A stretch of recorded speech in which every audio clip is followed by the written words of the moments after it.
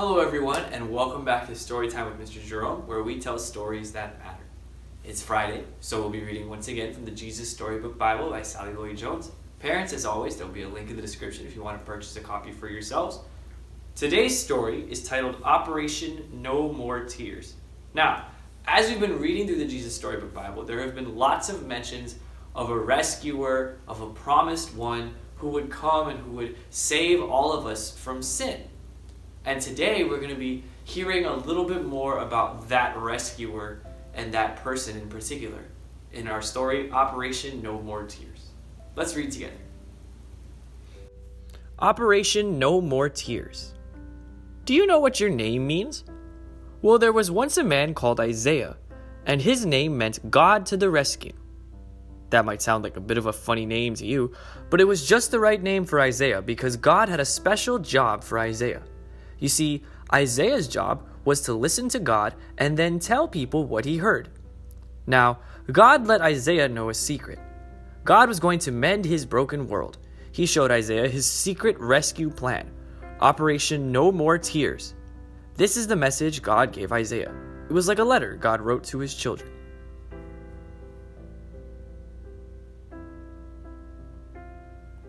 Dear little flock, you're all wandering away from me like sheep in an open field. You have always been running away from me, and now you're lost. You can't find your way back. But I can't stop loving you. I will come to find you, so I am sending you a shepherd to look after you and love you, to carry you home to me. You've been stumbling around like people in a dark room, but into the darkness a bright light will shine. It will chase away all the shadows like sunshine. A little baby will be born, a royal son. His mommy will be a young girl who doesn't have a husband. His name will be Emmanuel, which means God has come to live with us. He is one of King David's children's children, the Prince of Peace. Yes, someone is going to come and rescue you, but he won't be who anyone expects. He will be a king, but he won't live in a palace, and he won't have lots of money. He will be poor, and he will be a servant. But this king will heal the whole world. He will be a hero. He will fight for his people and rescue them from their enemies. But he won't have big armies, and he won't fight with swords. He will make the blind see. He will make the lame leap like deer. He will make everything the way it was always meant to be.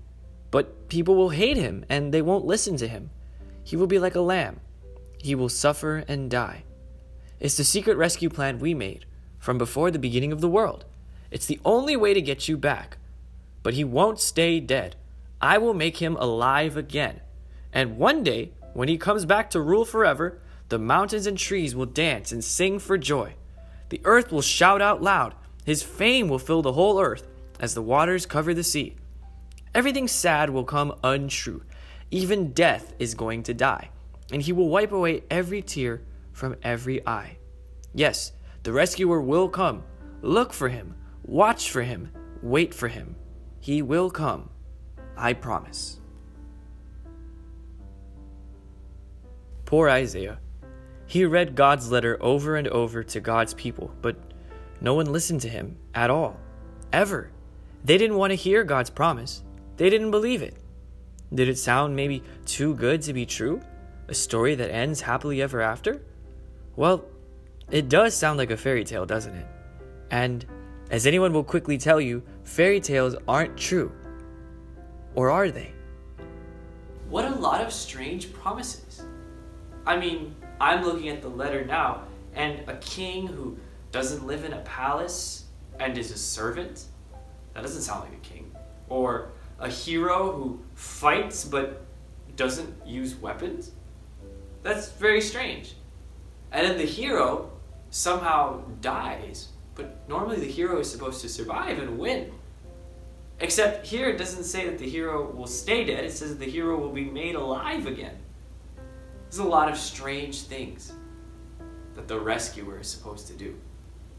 But, luckily for you, if you keep reading through the Jesus Storybook Bible, you find out that all of those promises are true. Yes, the story did end by saying that fairy tales aren't true, except that this, like we said a long time ago, this story of the Bible is no fairy tale. It's true. and that's what makes it so wonderful. I hope you enjoyed today's story, and before we go, it's time for today's Learning Minute. God wrote a letter to his people and had Isaiah read it to them. Do you know what a letter is? Yes, I know that most of you think of the alphabet when you think of a letter, but that's not what I mean.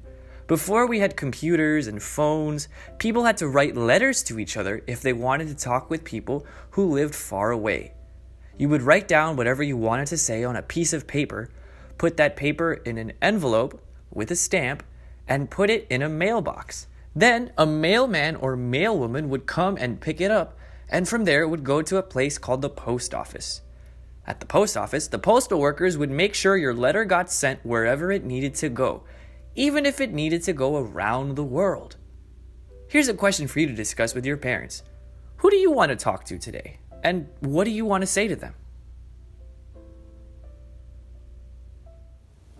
Once again, thank you so much for joining us. I hope you enjoyed the story and the Learning Minute. Don't forget to like and subscribe. And until next time, have a great day. Goodbye.